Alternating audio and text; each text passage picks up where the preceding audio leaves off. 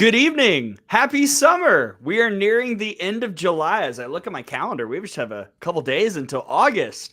And so we figured with so many things going on, including right here at home, it was a good time for a little Softball America catch up chat. Welcome to the Softball America podcast, a little summer catch up. I'm Gray Robertson. Tara Henry, the legend, and our fearless leader here, Sydney Supple. I'm pointing down because that's where you are on my screen, is here as well. They've been together. I missed out on the fun, but I'm sure they have plenty of stories to share. Ladies, how are we?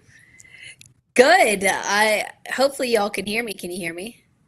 Oh, good. It's fantastic. We were having some audio issues earlier, but if you're here with us, thanks for joining. And obviously, the chat is open, so would love to hear where you guys are tuning in from. Yes, Sid and I were just together yesterday at an incredible summit with Athletes Unlimited. Sid, I know it's been less than 24 hours, but how are you doing? Oh, amazing. I missed you already. No, it was amazing. Honestly, the event Tara and I got to go to, we kept saying, like, this is incredible how many people in one room were there just trying to champion women, figure out what's next for the Women's Professional League. To be around so many like-minded people was honestly so inspiring. And I know we both left being like, all right, now it's time to go continue to keep breaking barriers. And we're going to talk about that. We're going to talk about the summit and everything AU in just a bit. We've got the rundown. Make sure that you like and subscribe on YouTube. Make sure that you like and subscribe to all the pods on your audio platforms, and make sure that you download those so that you can listen going forward, including a new episode of The Dirt that dropped the other day. Make sure that you're following on all the socials and following everybody affiliated with Softball America. And we're going to talk softball news specifically in just a bit, and we've got a lot. We're going to look from youngest to oldest because that seemed like a fun way to do it. We've seen softball at all levels this summer. But Tara, the question on everybody's mind, what does it mean? We announced Softball America and On3. We're all joining together. I got some DMs from some On3 people who work here in Tuscaloosa who are like, welcome to the family. And a lot of people are wondering, what does this mean for Softball America? So, Tara, I will sit back and allow you to explain to the world how exciting this is for Softball America. Well, Gray, it's incredible what this means, not only for softball, but for women's sports, and what On3 has been just really doing for women in the past. Just like, you take a look at 6 months, and to be honest with everybody, this has been going on for quite some time. We were just waiting to announce the whole thing. Gray and Sydney know it very well, but I'm just so excited because we're going to be able to cover not only a youth athlete from when they start getting into playing and loving the game of softball, but we're going to be able to see their journey all the way from when they're a youth player to when they're getting recruited and they're playing at PGF or Alliance, and then hopefully when they receive a scholarship. And yes, Danny, we're going to talk about those scholarships in a second. And to when they go and play pro or international or to the Olympics. And, On3 is really an incredible platform. I can't thank Shannon Terry enough for everything they've done just at the onset. And I hope you all are happy. And if you have any issues, I know you can email support@on3.com. They'll be taking care of any of that, any issues in the transition. But what I love most is that we'll be able to really highlight incredible performances, not only in the college space, but some of these incredible youth athletes, which I know Sid and I just both were at tournaments and were able to watch these athletes. And we're going to go to some stars rankings. And I know we're excited about this. They do it in basketball. They do it in football. There's no reason we can't do it in softball. So to actually have eyes on these athletes and to have a legitimate ranking system and to allow, families to understand where their athletes are at and players are at certain points in their career. And that's what I'm very, very excited about. And NIL evaluations too. So we're going to be able to see not only, and Sydney and I, we went through this yesterday, really was a focus on how women and female athletes, not only are their worth on the field, but their worth off the field. And in order for a female athlete to feed themselves, feed their family, they have to be good, not only on the field, but off the field. And those NIL evaluations, which we're going to do in partnership with On3, are going to be really important for women and softball players to understand exactly how much their social profile and exactly how much their rankings are worth in terms of that NIL evaluation. So those are just a few things that I'm really, really excited about. And I know, Sydney, you've had a few chats with the folks at On3, and I know you're excited about some of those things too. It's really just going to equip these athletes. And I think that's what I'm most excited about, to go out and to sell themselves to these schools. And even being at the ballpark all summer, I've been able to talk with college coaches, let them know what's coming. And the feedback has been incredible, because college coaches, it's so hard for them to look at these 1 through 100, 1 through 300 rankings and really get a feel for who an athlete is, because it's so hard to rank these athletes from all over the country against each other. So now your ranking is not against anybody else, but the ranking's against yourself.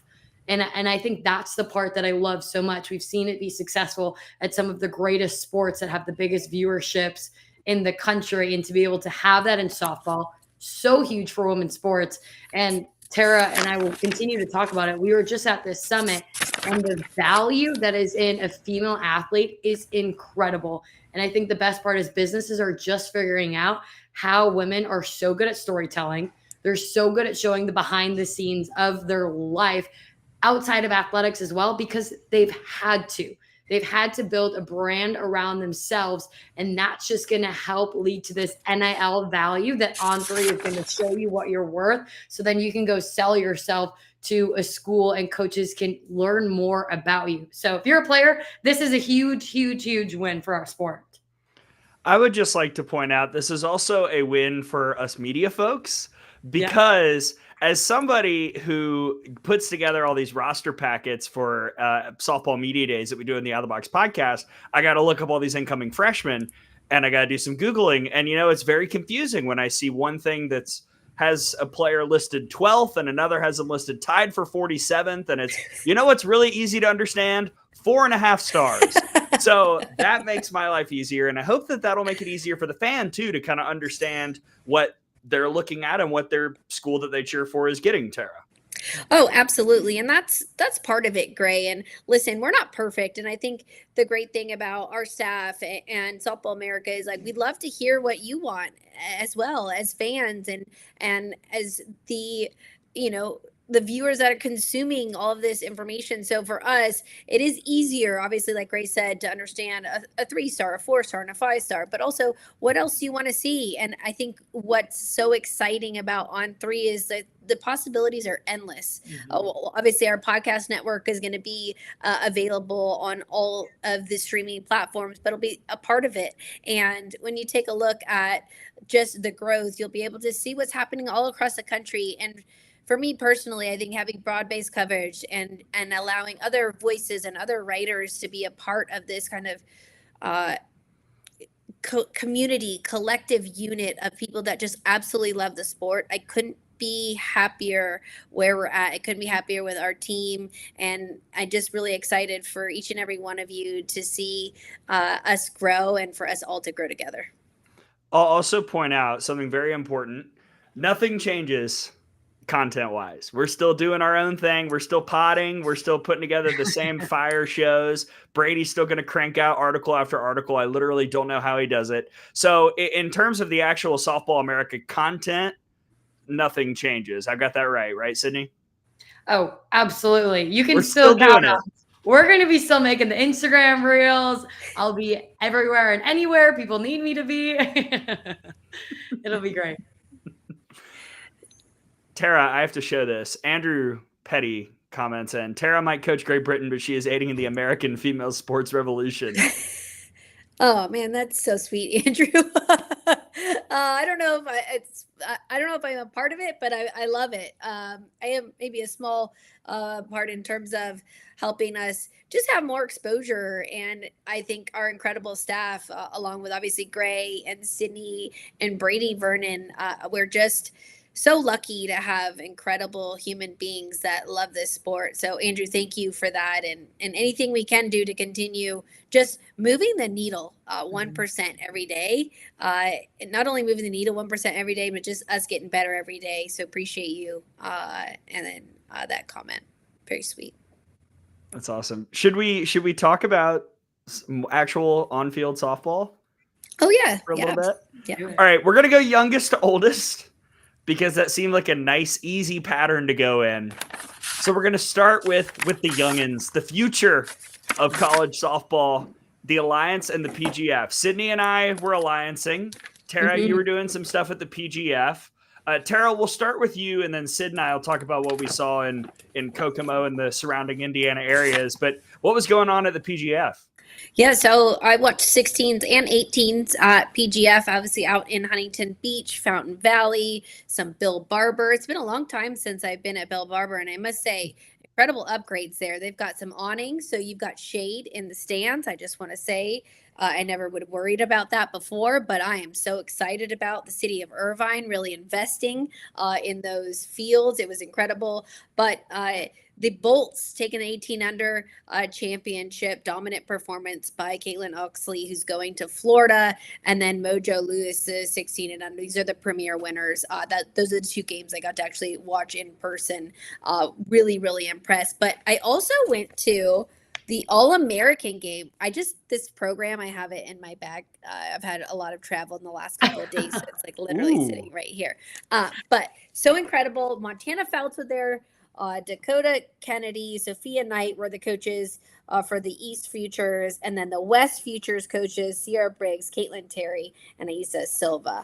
And I watched this Futures game, and let me tell you, the one player that stood out, let me just find her. She's number 11 on the East, and I just made two incredible throws in the outfield. So I want you guys to see this. Wow, look at that. I know, sorry. It's like really cool.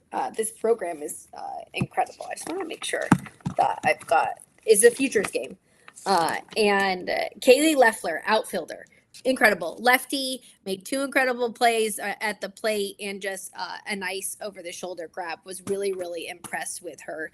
Loads of performances. We've got some stuff up on the site, but in terms of PGF, I remember when PGF wasn't a thing, guys, and to see what it has grown into, the amount of teams, the level of play, it's really, really cool, and it's special. It's exciting and spread across 3 fields throughout Southern California. I remember when we just played at one park, and it was maybe 5 fields. Now I feel like it's 20. But PGF, great experience. I think the All-American games, the Futures games was really, really cool to just see tons of college coaches, let me tell you, out in full force too. And evaluating talent. I had loads and loads of conversations with lots of programs out there. And I will say one thing, this is going to be me on my soapbox. I hope parents realize that not only are players getting evaluated and recruited,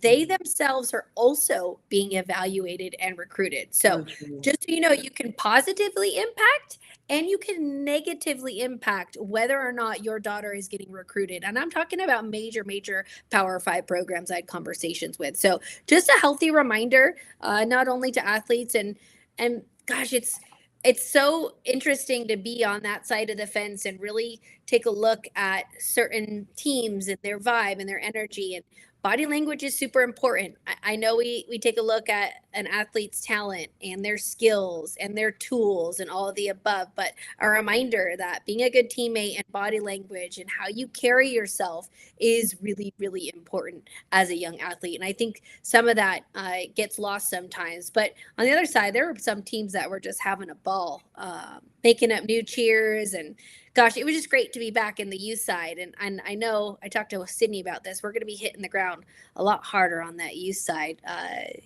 But yeah, all in all, great time at PGF, and congratulations to all the teams that made it there and were able to experience that. So yeah, Alliance, give me your Alliance. Well, real quick, just what a reminder, parents, everybody's watching. Yeah. Mhm. And your relatives can be a reflection on you. That is sometimes what happens. And yeah, everyone is always keeping an eye out. So I'm glad you mentioned that, because I think sometimes people forget that when they get so involved in something that's going on. So Sydney, I saw the very beginning and the very end of the Alliance, and you were there for like most of the middle, and you saw a lot more teams and players than I did. What were your main takeaways? I think I spent 12 days in Indiana, which might be crazy. And I think I've learned all the coffee shops and the restaurants to go to during that time as well. And I'm going to quickly wrap up the thought on the parents, because I was chatting with a coach this week who said they watch their, yeah, very true. But they watch their kids. They watch to see which parents, if they grab their kids' bags and take them into their car, and which kids actually carry their own softball bags all the way to the car. I'm talking, you are getting recruited not only on the fields, but every single step you take until you get into your car and you go to your hotel that night. So you're always being evaluated, because once you get to college, these coaches have you off the field as well. And they want to know the type of player they're getting as soon as you step off. So players, carry your own bags. And parents, like you said, you can be the biggest asset to your daughter, or you could hurt them, because in a way, they only want parents who are going to fill their stands, who are going to support them and support their kids and be their greatest champion, whether it's a good game or a tough game. So I love that reminder. But yeah, quickly before you get into Alliance, I just want to add this little note, because I talked to Mama Henry, Mary Henry, my mother, for those of you that don't know Mary Henry. We love her. The way we both did this. I was telling her this story, and she goes, Tara, I remember speaking to Coach Inquist, Sue Inquist, for those of you that don't know, and she said, people don't realize we're not only recruiting the kids, but we're recruiting those families, because they're going to be here for 4 years. And that is a huge part of recruiting and what coaches look at. And she goes, oh yeah, that's what, I talked to Coach about it. And that was a huge part of recruiting the human being, recruiting the family. And again, it's an investment. These colleges are making an investment into you as an athlete and into your daughter, if you're a parent, to actually be there for the next 4 years. So I just wanted to make sure that we touched on that. And I think it's really important, because hopefully that can sink in somewhere, and that can help somebody along the way. Yeah. Mic drop. I think that's great. It's so important for every family, guardian, whatever, to be listening to. But Alliance was incredible. Gray and I got to be there from the very beginning when they started doing the media days heading into the All-Star. And I was a PGF player through and through growing up playing for the Beverly Bandits. I loved PGF. I have so much respect for PGF. But Alliance completely blew me away this week in what Jamie and the rest of the team are doing to really invest and make this a top tier experience for all of the teams, whether you competed in the All-Star game or you were there competing for a national championship. The way that they had their tier system allowed for so many teams to continue competing throughout the entire week. And I thought it was absolutely brilliant in how they did it. And the talent of where this game is growing is so excited for all of us to watch. I think right away, 2 18U players that really stuck out to me that I'm circling and following them very closely this fall and spring. It has to be Cambry Krieger from 18U Texas Bombers Gold, and what she is going to bring to ASU. I mean, she has long levers. She's like 6'1", and it's just the way she stands on the mound. She feels on top of you. Like, I'm standing behind the plate, and I already know this hitter is uncomfortable, and it's her ability to use such her long levers and stride right at you. I think she does a great job hammering the inside of the plate, whether it's a lefty or a righty. Alyssa Parker, there's a reason why she's going to OU. She's going to be another huge bat that's going to be so exciting to watch. But then at the 16U level, they were just surrounded with college coaches, which was so exciting to see players step up when they had 20, huge Division I schools behind them. I loved seeing those women compete in those moments and really be able to shine through to who they were. And I think you have to look at Bianca Galindo. She's from 16U Texas Bombers. I first walked by the field and I saw her have to huge catches at third base. And I was like, this girl has incredible reaction time. And I continued to follow her throughout the week. And I saw her hit a grand slam one morning and then followed up with a home run. So she's a full package. I'm excited to see where she goes. And I think the last one for me, which I have a whole article on Softball America where I list multiple players you should check out, but Madeline Dottie, I might be wrong on that, for 16U Texas Glory Shellham. She is somebody who had a lot of eyes on her, and just her ability to have so much control already at the 16U level. I mean, she was pinpointing the corner on the plate, inside and outside, and also understanding when she needed to expand. Incredible poise for her age. Super excited to see who ends up being lucky enough to grab her. All right, I'm going to mention a few things from the Alliance. First off, I was there for the All-Star game. I got to see Sydney with her 2 phones and a camera. Got to watch her walk around with technology literally hanging off every limb. She was crushing it. And I got to call the game with Amanda and Kat, which was so much fun. We had a technical issue during the broadcast. And maybe we need stronger Wi-Fi at certain locations. That's fine. We'll move on from there. But it was a fun show. And what was so interesting, you talked about Cambry Krager, Sydney. We mic'd her up and had Kat, her pitching coach, calling the pitches in her ear during the broadcast. And I texted you this because I was like, I saw the mic go in her. I saw her pitching and dominating. I was like, how is this happening? How is she focusing and talking with you? It was amazing. And some of the highlights were she shook Kat off. Kat was like, do you want to throw a drop? And she goes, nope, curve. And they got a swing and a miss. It was awesome. We could all hear it. She got a strikeout, which was great. I kind of jinxed her, which was my bad. But it was really just the focus. And that really impressed me. She's going to Arizona State. She's going to be one to watch. She was really, really impressive. That's not easy to be a high school kid who's on TV with all this technology all over you, talking to people while you're pitching. That's like the one position where it's almost impossible to be mic'd up. And she handled that really well. So shout out to Cambry Krager. I thought she was phenomenal. Sid, go ahead. I did do some research. That's the one position MLB hasn't mic'd up. So you guys were first. I have to tell you that. Also, I was impressed. They moved her wire so it wouldn't hit her arm swing. I mean, it was incredibly thought out from the entire networking team there. I was impressed. There we go. Good job, Cambry. If you're checking this out, you were great. Another one who didn't get a ton of opportunities in the box to actually hit stuff, but I think has a really bright future is Taylor Shoemaker, who's going to Florida. She and Townsend Thomas are both outfielders who are going to be with Florida this upcoming year. Townsend Thomas was on base 5 times in the 18U Tier 1 championship game for Texas Bombers Gold. And Taylor Shoemaker, she told us she wants to go into journalism, and she could be on this show and hold her own right now. She's very, very well spoken, very thoughtful, very smart. And the talent is clearly there. Talking to some people from the Florida staff before that All-Star game, they're blown away by her almost hidden power. It doesn't look like she's going to have that much pop, and then she explodes onto a softball. So Taylor Shoemaker and then Townsend Thomas, the track star, those two are going to be huge additions for our friend and podcast network host Tim Walton going forward for the Florida Gators. Tara, let me tell you, the Florida Gators, they're going to be tough next year. I don't know if everybody's tracking what's happening over at Florida, but between the transfers and between the incoming freshmen, keep an eye on the Gators. Obviously, they lose this Skylar Wallace, who we're going to talk about a little bit about in AU, jumping into AU as a captain this week, but keep an eye on the Florida Gators. What is it, July? What month are we in? We're almost August. Okay. Yeah, July.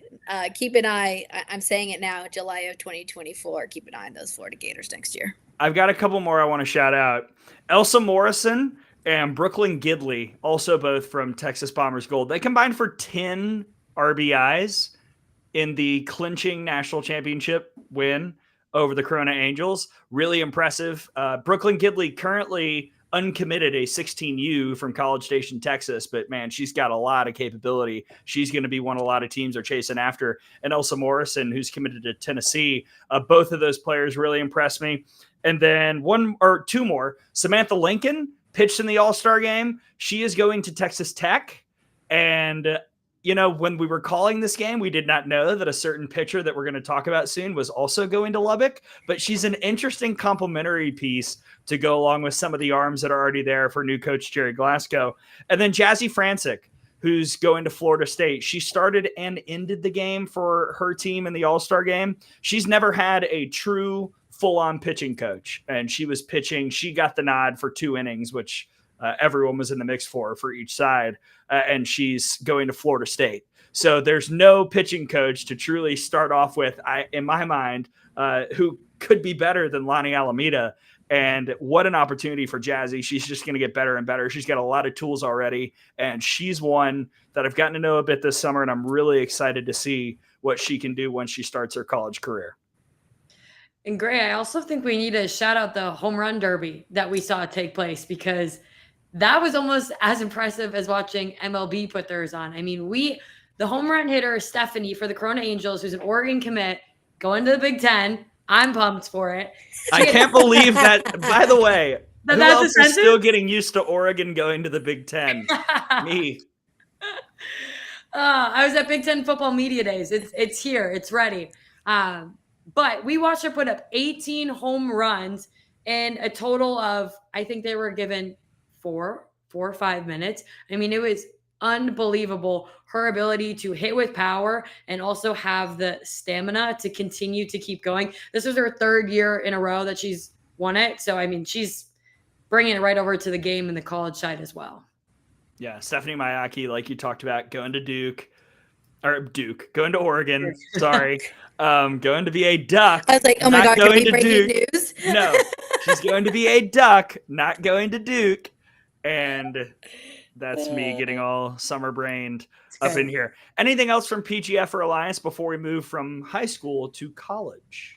No, just for those athletes for both PGF and Alliance, we will be releasing our rankings. And remember, top 15 in each class gets a pair of Oakleys. So reminder, top 15 players in each of the recruiting classes, 24s, 25s, 26s will be getting a free pair of Oakleys.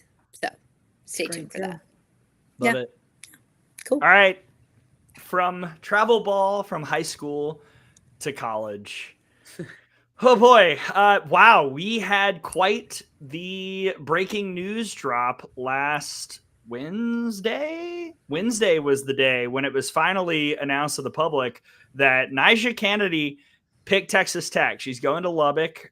She had a lot of suitors, many of whom were not who you thought, and many of the suitors you thought she had weren't involved. And we finally put all the drama and rumors to bed, and she decided she's going to Lubbock. Tara, this is one of, first off, many moves that Jerry Glasgow has made since leaping from Lafayette to Lubbock, but this is certainly the biggest. And while we can, as we get closer to the season, discuss the actual tangible nature of Texas Tech as a quote-unquote national title contender, it is obviously overall huge for that team and huge for that program, the stage that they're suddenly about to be on in the new look Big 12. Absolutely. And to be honest with you, Gray and Sydney, I think when Jerry Glasgow accepted the job and was heading to Texas Tech, we all thought it was a lateral move. We're thinking, why are you leaving Louisiana? You got a good thing going there.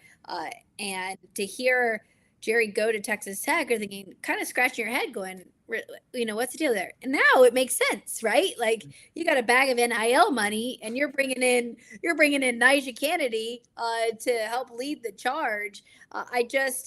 In terms of college softball, we have really seen such a huge shift. And you saw Jordy Ball go to Nebraska a season ago, which keep an eye on Nebraska. I know, Sydney, you've got your eyes on the Huskers heading into next season. But then to see NiJa Kennedy leave Stanford and go to Texas Tech, and there were whispers. As soon as we had heard that Patrick Mahomes was potentially involved, there were whispers that NiJa Kennedy was going to Texas Tech.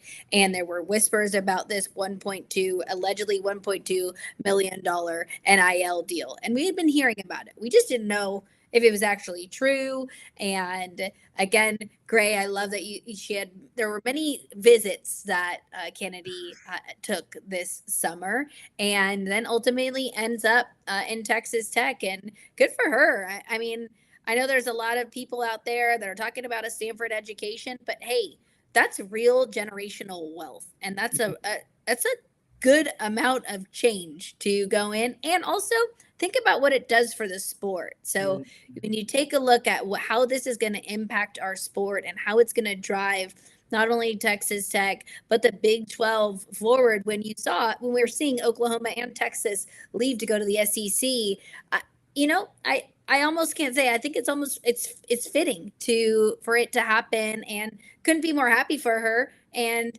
wishing her the best of luck in her new endeavor. And Sydney, I don't know what your thoughts are, or Gray. I haven't actually what you thought personally about it, but that's how I feel.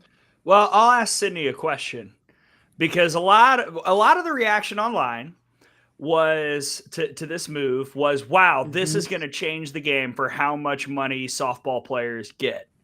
Sydney, do you think that's how this is going to go, or was this a special case because we were looking at a National Player of the Year who was in the portal? This is definitely an outlier case in terms of we have only ever seen confirmed $2 million arms in our game. Monica Abbott in 2016 was offered the first $1 million contract, but that was broken up over 6 years. So you're looking at way less than that when you break it down per season, where in terms of NiJa, this is 2 years. So that's $600,000 per season on top of the other benefits you get being a collegiate student athlete, which is a ton. You get amazing opportunities there. So we have to understand that between Monica Abbott and NiJa, they're very much outliers in our sport. However, that does raise the bar, I believe, for everybody. So while somebody might not also be getting 1.2, they could definitely bump what they had up to another level, I believe. And whether you're a believer in the transfer portal or not, you have to take a second to realize this is a good thing for our sport. And the reason why I say that is because it's showing that people care about softball. It's showing that people are willing to invest that much money into a softball player, which everybody's going to be tuning in to see what is the $1.2 million deal. Where is it going? How is Texas Tech doing? We need our Caitlin Clark moment in softball because we're growing, but we have so much more we can grow and so much more potential and love and interest. So if this drives interest for our game, that's a celebration for everybody. Whether you agree with where she went to or why she left, you have to look at how this could propel our sport, and that's what I'm most excited about. I will be speaking to NiJa and Jordy Ball coming up in just about a week and a half for the Empowering Girls for Life event. So I'm really excited to chat with both of them there. It's going to be wonderful conversations. I'm excited to share more about our chats here and what went into this decision for NiJa. But at the end of the day, I think she did what she believes was best for her. So I'm always going to champion a softball player and an athlete for that. I had a lot of thoughts when this went down, because it was interesting to hear some of the back and forth that was going on between camps in this situation. And when it became official, one of the things that really stuck out to me was how once the official announcement came out, immediately there was a dollar figure stuck to it. I thought that was really interesting. I'm not sure who released that number. I know the Sellers family was the key booster donor for the NIL conglomerate that made this happen for Texas Tech. But I thought that was really interesting. Again, who released it is the reasoning for that could be debated perhaps amongst parties. And then my initial thought honestly was, okay, now what does that do for Texas Tech? I still think you're looking at Oklahoma State and Arizona as the favorites, but then Texas Tech right behind in the Big 12. And are they ready to be a World Series contender? I'm not 100% sure. And Nicole and I talked about this on the dirt. Like it or not, there is a lot of truth to the fact that it pays off to have the experience as a team and as a program of getting to the World Series. Sydney, I know that's something that you can attest to and that you've seen covering this sport and being a part of programs that have that World Series history. There's something to it, and teams, when they haven't been there before, sometimes for whatever reason, it's harder to get to that mountaintop. And I think it's asking a lot, even with someone as great as NiJa Kennedy, and she's fantastic, for a team that missed the NCAA tournament last year to suddenly be an OKC contender out the gate. Year two, I think we could see the proper growth for it, but I think it's asking a lot for her to soar in and win a national championship from the jump, because make no mistake, Texas Tech is spending the money for a national championship when they get NiJa Kennedy to come to Lubbock.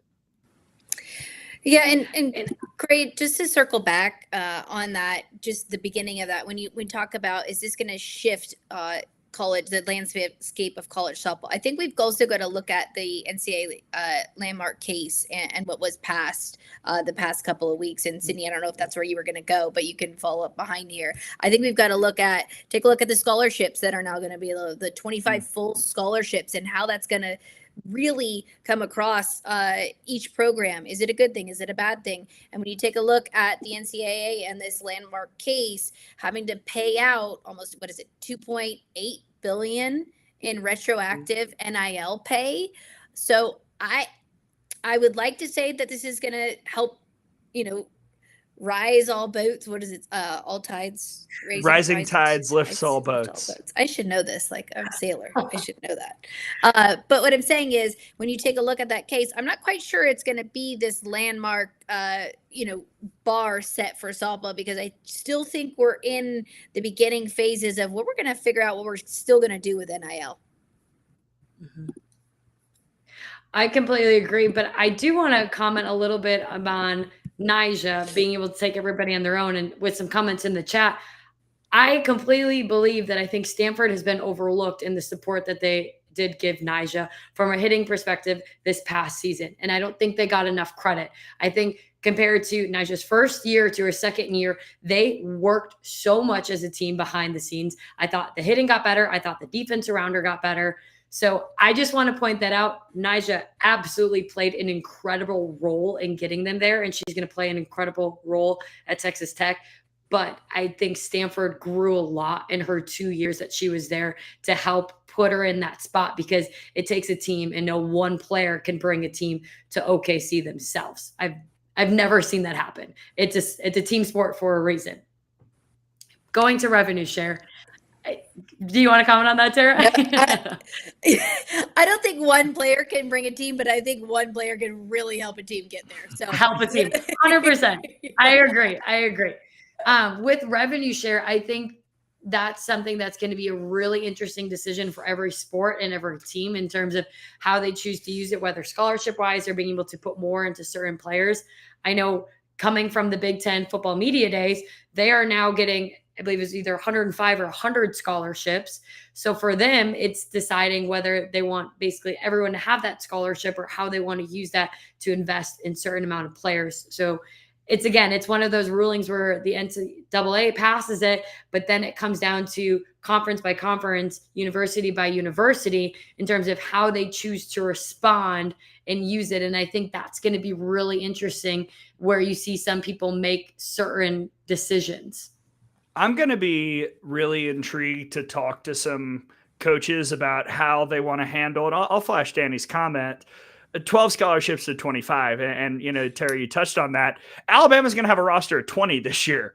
So not a lot of teams even have 25 people on their roster. And I don't know how that works. I'm not a part of those conversations over in the building just down the street. But those conversations will shift, because that scholarship increase is so significant. And Alabama's not the only place that's going to deal with that. Every school in America will deal with that. Also, in terms of the revenue sharing and paying, as that case goes down, eventually we're going to be directly paying student athletes from the university. And I know of a lot of universities who are already trying to figure out how to make the budget work to where that's even possible.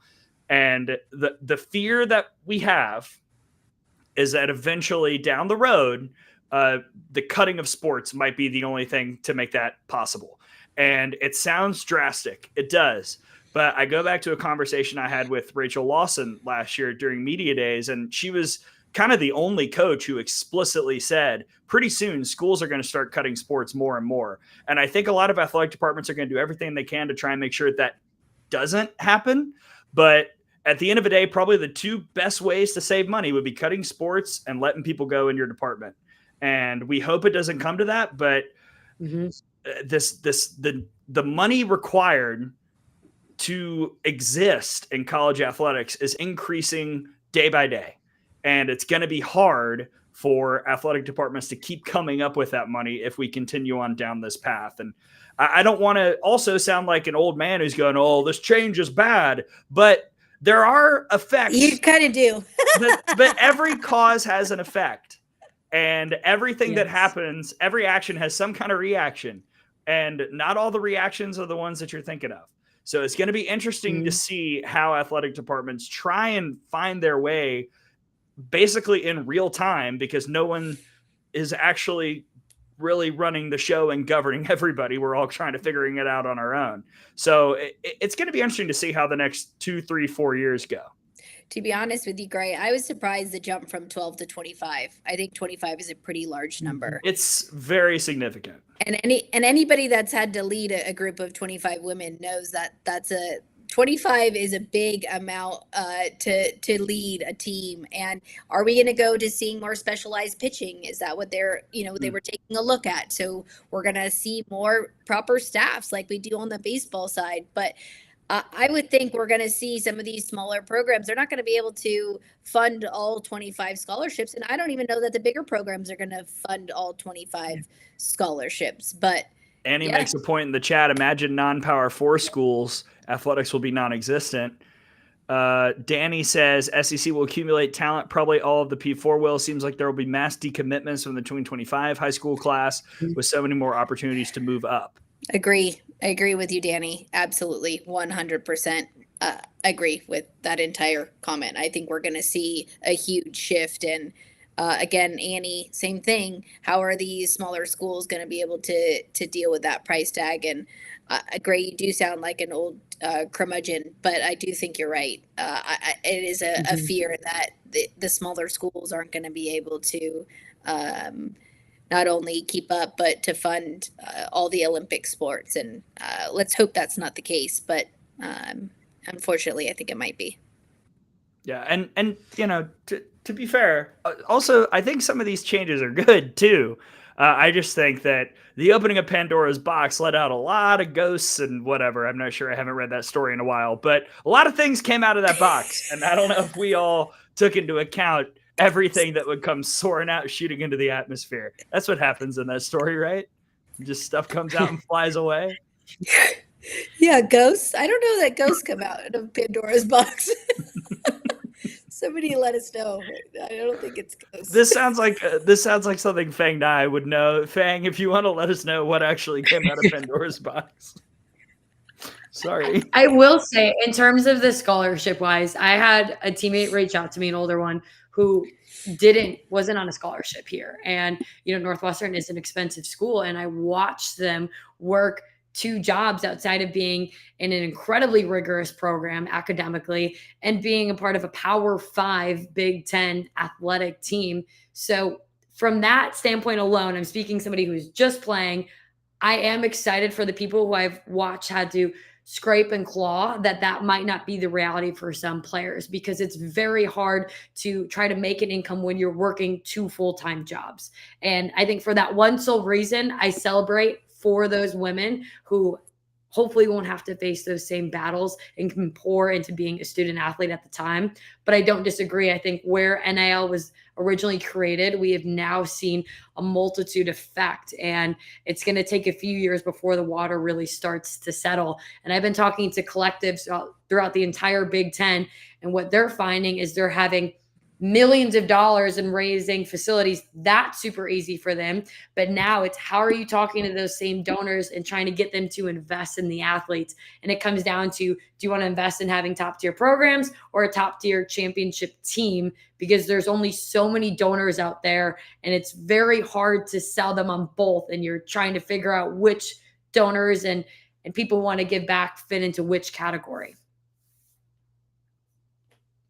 This is interesting. Callan Dean puts out, kind of to your earlier point, Tara, I don't think there's enough pitching depth in the sport for everyone to get staffs like in baseball. Need pitch limits at youth level to create more pitchers instead of writing one arm from 10U to 18U. Tara, do you have a response? Yeah, I mean, I think that's a valid point, Callan, but I was out on the fields, and I'd argue I'd seen a lot more staffs than I had in the past. It wasn't just one singular arm. So we're seeing a lot of 1 or 2 or 3 arms go every single game. And a lot of these players aren't playing legitimate 7-inning games. And that is my biggest concern, is because you got drop dead hour 10, drop dead hour 20, drop dead hour 30, and you're maybe getting in 4 innings, 5 innings, maybe 3.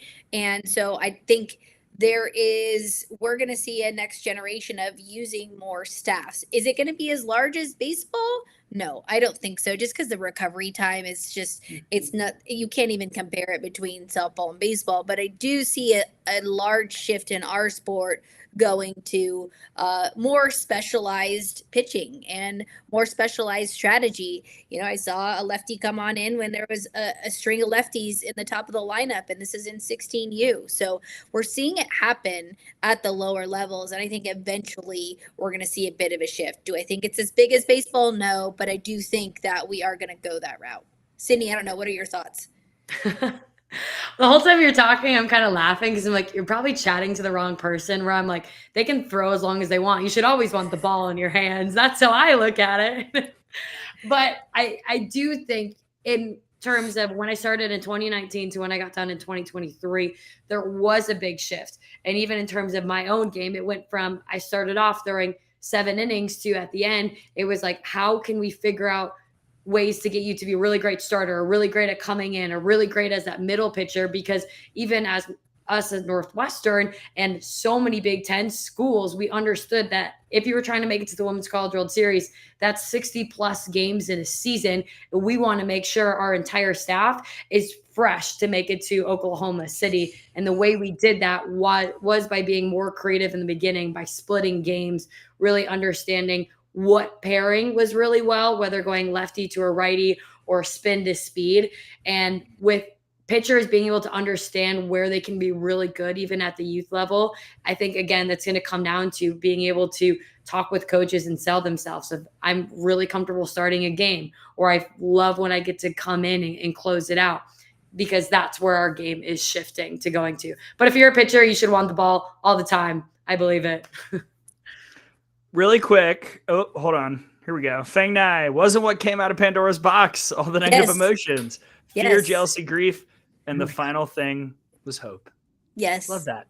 And you know, and I don't. Thanks, Feng. I don't want to be all. I don't want to be all doomsday soundy, because I think you know, we are in a hopeful place in college softball. I worry that everything else is going to ruin it. But I think college softball, we can keep getting better, and that's one of the reasons why we do what we do here at Softball America. Is there anything else from the college spectrum that we want to talk about before we go to the pros, ladies?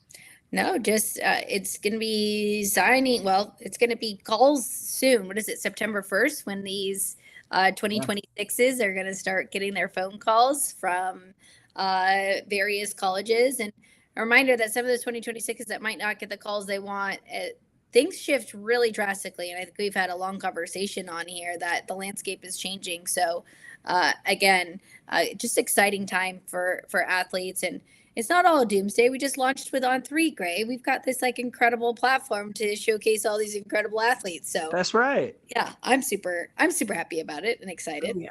That's right. That's right. And you know what, by the way, because I know we're going to talk about it at some point, but not tonight. We have a lot to cover. We're going to go over all the coaching changes later. Yeah. Once everything's done, because the wheel has not stopped spinning. We have like 9 minutes, Gray. We can't get through all this. The wheel has not stopped spinning. No, you know what else hasn't stopped? As we go to the pro level, Sid's ability in the box.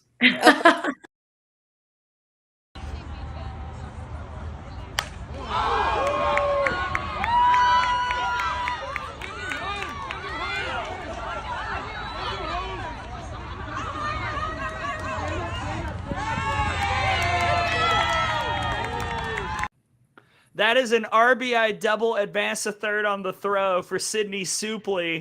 Sydney, what was this, and why, and how did it feel to get a little hack in? Oh my goodness. Well, first time playing with my hair down. There's a first for everything, but so much fun to be able to put the glove on, put the bat in my hands. Tara's amazing for shooting the little video. I mean, it was such an incredible event by Athletes Unlimited. I know we're still so excited to share more about it, but oh my gosh, to play on that field, that's the field I grew up playing on. So it was special. It was very, very fun. Oh. Yeah, she was up high on the leaderboard there too, because actually what they did for the Midsummer Classic, for the first time, they actually scored as Athletes Unlimited scores. So she got 20 points for that double. And then I think another 10 points for an RBI, right? For the RBI. But she was super, super high on that leaderboard. What'd you end up at, Sid? Tied for second with somebody. Yeah. I had a few throws out too from the outfield. So it was a very rare aesthetic out there for me. It was incredible. I mean, I wasn't supposed to be at the game because I was supposed to get my flight out, but then it was delayed. So the only reason I was able to get that photo is because Delta has had a myriad of issues with getting people on plane flights. So the one good thing about me not making my flight is I got that video so everyone could see how talented Sydney still is and can still rake, which was really fun. But what a great event. And I know I'm just finishing a write-up on everything I learned at Athletes Unlimited and just the incredible work that they're doing there, and can't say enough about what's going on with Athletes Unlimited and the players and the staff. And it just was an incredible experience. I couldn't agree more. And I think the best part of it all is in terms of how many of the athletes throughout the entire event said, I've never felt like my voice has been heard more. And I think that was super empowering. We've struggled in a while professionally for softball and really making it such a player's experience and a players led organization. And I think that's where Athletes Unlimited has done a great job in really hearing out these women, hearing their needs, hearing their desires and their wants. How can they be a mother and still play? How can they have a career and still play? And they're responding to that. And these women truly feel like they are part of this solution and this new professional league. And I think that's empowering them. And that's why you've seen so many of them really wrap their arms around Athletes Unlimited and just be so happy to be a part of it. Yeah. Well, speaking of pro news. Well, I was going to say, I'd be remiss, though, if I did not mention the retirement news of two of our friends from Athletes Unlimited, including Sam Fisher, who I'm still mad at because we found out on Twitter and not in the group chat, and also our dear friend Haley McClenny, who is widely regarded by many as the best softball player in the world and someone that I've gotten to know very well through the Alabama connection, and who's going to thrive in everything she does, including TV moving forward. But those two retiring at the end of the Athletes Unlimited season. And Sydney, you posted a clip that Haley had during the summit up in Rosemont. I got to talk to Halo so much throughout this week. And the clip I had was so moving to me because if you look at Haley, her father was somebody who was big in the college baseball space, was always kind of prepped to be this really great softball player. But at 13 years old, when there was no rules in terms of when a coach would commit you, and there was other people who were committing around that age, she said, I'm done. Like, I don't want to play anymore. And her parents said, okay, if you don't want to play anymore, you don't have to. So she stopped playing briefly. She said she went on to play a little bit of basketball and then realized very quickly with her height that she probably wasn't going to get to where she wanted to get to, and decided how much she missed softball. And now you look at, she has one of the most tenured, decorated careers we've ever seen in her sport. Somebody who's going to go down in so many history books. But I really believe it all comes down to her parents giving her that freedom to walk away at 13, even though they were probably thinking, we've invested so much time, we really think she should be great, but she was able to make that decision on her own. And that led to her realizing how much she loved the game, and it continued to be her choice for years to come. So it goes back to the parents again, just like a friendly reminder of, this is your daughter's journey and you're every bit of a part of it, but just empowering her to make her own decisions most of the time will lead to so much fulfillment and happiness when they get to choose to play the sport of softball or whatever they do for themselves. Yeah. And again, just the growth in professional softball. Kim Ng as the advisor now for Athletes Unlimited. Had a great chat with her. And that league is going to start in May of 2025. So the AUSL May of 2025. As soon as we have more information for you all, we'll get that to you. But a lot of buzz, a lot of excitement. And then we can't not forget about our friends, the Oklahoma City Spark, winning the Champions Cup over the Vibe. Gray, right? Like, yeah, I was going to dive into that yeah, next. that's what I was going to. But then you brought in Sam and Halo, which is just as important. But yeah, hey, also, I mean, all the love to Sam and Halo, and our podcast compadres. They have a pod too. Shout out to them. Maybe it's fitting they're going the same time. I don't get the hearts, guys. This is so frustrating. As Tori Vidalis once said to me, "Be better, not bitter." So the AFP Championship was decided in Chattanooga, Tennessee, at Frost Stadium, and the Oklahoma City Spark, full strength. Jocelyn Alo soared in from Japan just in time for the postseason, and she had 3 hits, and they were all home runs, and she drove in 6 over the 3 games. And the Spark had to beat everybody. They beat the Steam, they beat the Rise, they beat the Vibe. It was a really, really impressive showcase. And the Spark, while they have not looked like the better team all year, once they got everybody together, once they had everybody in place, they were the better team on the field. And it was really, really impressive to see that offense start to come together at the perfect time with all the pieces in place. I will not say that they were the most dramatic games I've ever called, but there were certainly a lot of home runs and a lot of highlights. There was also a triple play that was number 8 in the SportsCenter top 10, which is crazy. It's incredible. I mean, I don't know.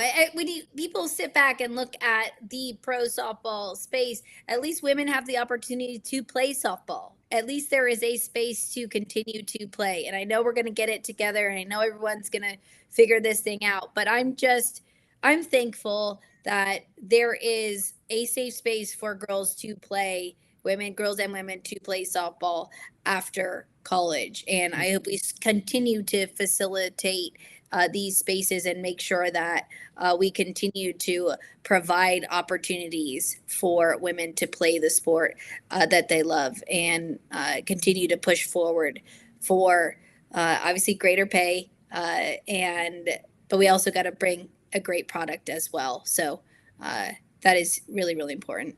Fang makes the point. Yes, I did call them the Oklahoma OKC Spark Sooners once to open up a broadcast, because they at one time had 7 consecutive Oklahoma people hitting, which was fair. A lot. I was like, well, there's another 4-time All-American. I ran out of things to say, honestly.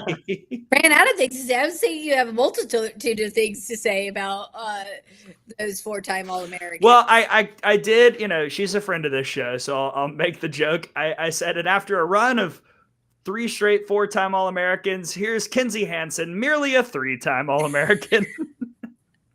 Oh, man.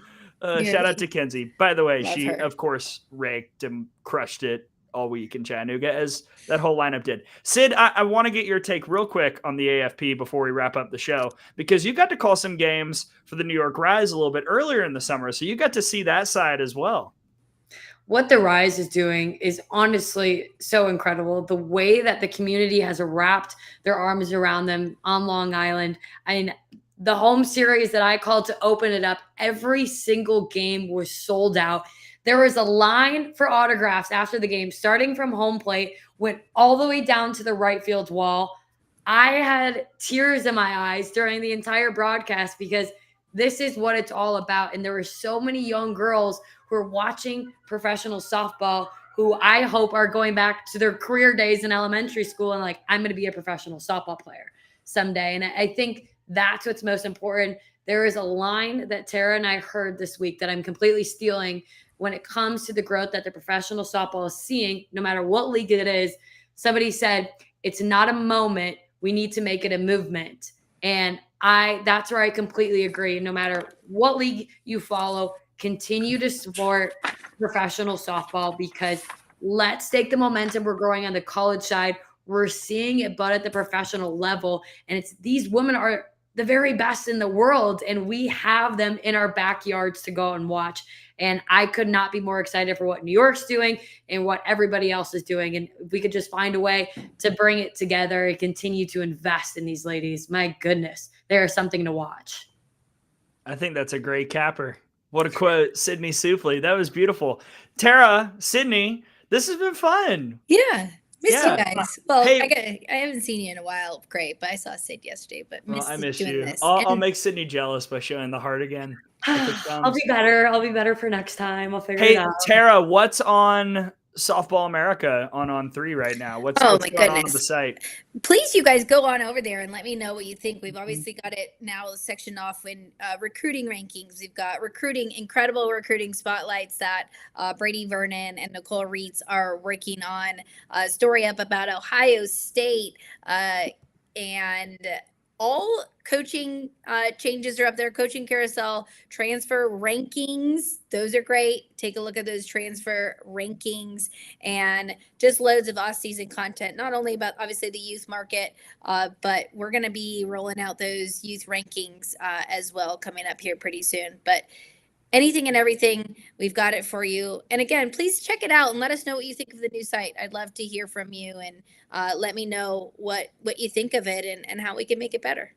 And Sid, before I ask you what you've got online right now, I want to point out every single player, it felt like, for the Alliance All-Star Game had one answer for either role model, player you base your game after, or favorite player. And it was Sis Bates. Mm-hmm. So I offer up that fact as a little fatty down the middle for you to crush out of the park, Sydney. What do you have on SA right now?